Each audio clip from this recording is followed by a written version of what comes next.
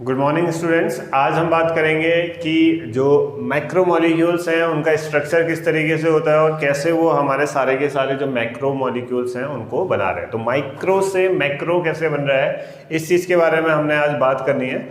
तो बेसिकली हम स्टार्ट करते हैं कहाँ से? ग्लूकोज से। ग्लूकोज का आप लोगों को फॉर्मूला पता है। ग्लूकोज का फॉर्मूला क्या होता है? C6H12O6। ठीक है। अब कार्बोहाइड्रेट जब हम कहते हैं कार्बोहाइड्रेट्स, तो इसमें हमारा क्या चीज़ है, आप लोगों को ये चीज़ ध्यान देनी है। कार्बोहाइड्रेट्स यानी कि कार्बन है, कार्बन के साथ हाइड्रेट्स है, यानी कि कार्बो के लिए कार्बन हो गया और हाइड्रेट्स हमारे क्या हो गए? H2O। तो पहले हमारा क्या था कि जो कार्बोहाइड्रेट्स था, कार्बोहाइड्रेट्स का जनरल फॉर्मूला हमारा ये होता था कि n नंबर ऑफ अगर हमारे क्या कार्बन है तो उसी का n नंबर पे हाइड्रेट्स भी होंगे। तो जनरल फॉर्मूला जो कार्बोहाइड्रेट्स के लिए होता है वो होता है CnH2ON। तो इस फॉर्मूले में अगर हम रखें तो कार्बन में n की वैल्यू कितनी है? 6 है, तो C6H2O6। अगर मैं इसको खोलता हूँ तो C6H12O6। यानी कि ये जो फॉर्मूला है ये सेटिस्फाई कर रहा है इसकी कंडीशन कि कार्बोहाइड्रेट होने के लिए हमारा क्या क्या चीज़ें होनी चाहिए। तो पहले के साइंटिस्टों ने जब हमारा कार्बोहाइड्रेट्स को डिफाइन किया तो उन्होंने कहा कि carbohydrates are the hydrates of carbon, और उसी बेसिस पे हमारा ये फॉर्मूला दिया गया CnH2ON। ठीक है, जो हमारा बताता था कि कार्बोहाइड्रेट्स का जनरल फॉर्मूला हमारा क्या होगा? CnH2ON। अब जितने भी हमारे कार्बोहाइड्रेट्स थे बेसिकली हमारे इस जनरल फॉर्मूला को फॉलो करते थे। तो यहाँ पे दो हमारे एक्सेप्शंस आ जाते हैं। एक आ जाता है रेसमूस, ठीक है, जो हमारा इस फॉर्मूले को एक्सेप्ट नहीं करता है, और दूसरा हमारा क्या आ जाता है? दूसरा हमारा आ जाता है acetic acid. Acetic acid, acetic acid का फॉर्मूला हमारा क्या हो गया? CH3COOH। अगर CH3COOH अगर मैं इसको इस फॉर्म में लिखूं तो कार्बन कितने हैं इसमें? कार्बन है 2, हाइड्रोजन है 4 और ऑक्सीजन है 2। तो अगर मैं देखूं तो CnH2ON के फॉर्म में इसको लिखूं तो ये हमारा क्या हो जाता है? C2H2O2, है ना। तो सेटिस्फाई तो ये कार्बोहाइड्रेट की कंडीशन कर रहा है, लेकिन ये हमारा क्या है? एसिड है।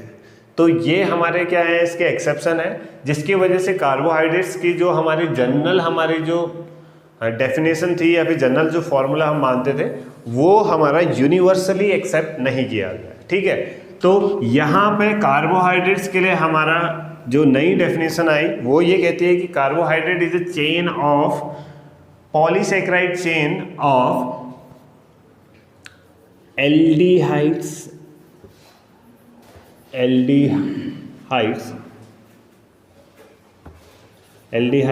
और कीटोन फंक्शनल ग्रुप।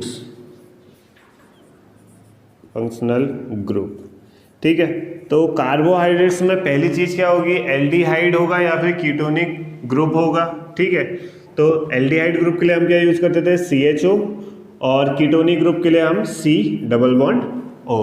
ठीक है, दूसरी चीज हमारे क्या होनी चाहिए? जो एल्डिहाइड है इसमें हमारा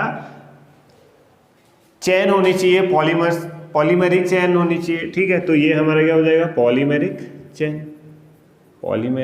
चेन, यानी कि एक से ज़्यादा हमारे यहाँ पे यूनिट्स लगी होंगी।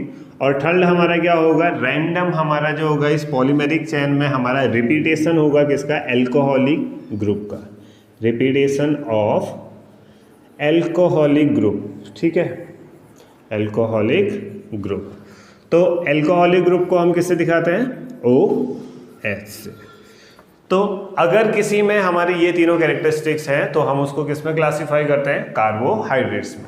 तो कार्बोहाइड्रेट्स का अगर मैं जनरल फॉर्मूला हम बात करेंगे तो C6H12O6 हमारा ग्लूकोज का भी होता है और C6H12O6 हमारा फ्रक्टोज का भी होता है। दोनों का हमारा फॉर्मूला सेम है, लेकिन उसके बाद भी दोनों हमारे अलग हैं।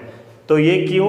क्योंकि हमारा डिफरेंस कहाँ पे आ जाता है? एल्डिहाइडिक ग्रुप उसमें प्रेजेंट है या फिर कीटोनिक ग्रुप उसमें प्रेजेंट है। तो ग्लूकोज का हमारा दूसरा नाम होता है, ग्लूकोज को हम क्या कहते हैं, एल्डोहेक्सोस, एल्डोहेक्सोस। और हमारा फ्रक्टोज को हम कहते हैं कीटोहेक्सोस। ठीक है, तो ये दोनों हमारे इसकी कैरेक्टरिस्टिक्स के बेसिस पे हमारे इनके नेम हो गए। अगर हम डायग्राम बनाएंगे तो डायग्रामेटिकली अगर हम देखें तो हमने कहा कि इन तीनों प्रॉपर्टीज के बेसिस पे अगर हम एक जनरल स्ट्रक्चर बना रहे हैं, ठीक है, तो कार्बन की चेन होनी चाहिएगा, पहला, दूसरा, तीसरा, चौथा, इस तरीके से हमारी चेन होगी। ठीक है, दूसरी चीज हमारा क्या होगा, इस चेन में हमने क्या कहा, एक जगह पे या तो एल्डिहाइडिक ग्रुप हो या फिर हमारा क्या हो, कीटोनिक ग्रुप हो। तो इस वाले कार्बन से हमारा एल्डिहाइडिक ग्रुप है, CHO मैंने जोड़ दिया। ठीक है, हो गया। अब बाकी हमारे जितने भी पॉइंट्स हमारे बचे हैं, इन पॉइंट्स पे हमारा क्या होगा, इन पॉइंट्स पे हमारा अल्टरनेटिव या फिर रिपीटेशन होगा किसका, एल्कोहलिक ग्रुप का। तो OH H OH H OH H OH H OH H और H। तो ये हमारा जनरल स्ट्रक्चर हो जाएगा किसका, हमारा एक कार्बोहाइड्रेट के सिंगल यूनिट का, जिसको हम क्या कहते हैं, सैकराइड्स। अब ये सैकराइड यूनिट जब है, ये कार्बोहाइड्रेट की सैकराइड यूनिट, जब एक यूनिट दूसरी ऐसी किसी यूनिट से जुड़ेगी तो वो हमारे क्या बनाएगी, सैकराइड प्लस सैकराइड हमारा क्या हो गया, डाइसैकराइड। ठीक है, तो हमारे क्या बन जाते हैं, डाइसैकराइड्स बन जाते हैं। ठीक है, और इन दोनों को जब आपस में ज्वाइन होते हैं, एक सैकराइड दूसरे सैकराइड से ज्वाइन होगा तो बीच में जो हमारा बॉन्ड बनता है वो बॉन्ड हमारा कौन सा होता है, ग्लाइकोसाइडिक बॉन्ड। यानी कि C6H12O6 हमारा दूसरे किसी C6H12O6 से जुड़ा है, तो इन दोनों के बीच में ज्वाइनिंग में हमारा एक बॉन्ड बन जाता है। ठीक है, उस बॉन्ड को हम इस तरीके से दिखा रहे हैं।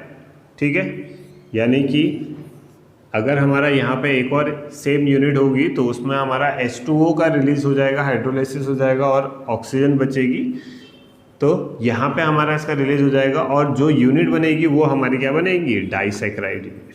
ठीक है, तो इस तरीके से हमारा क्या होता है, सैकराइड्स हमारे आपस में ज्वाइन होते रहते हैं और इस बेसिस पे हम कार्बोहाइड्रेट्स को 3 कैटेगरीज में डिवाइड करते हैं। पहली कैटेगरी होगी सैकराइड्स, जिसकी हम बात कर सके हैं।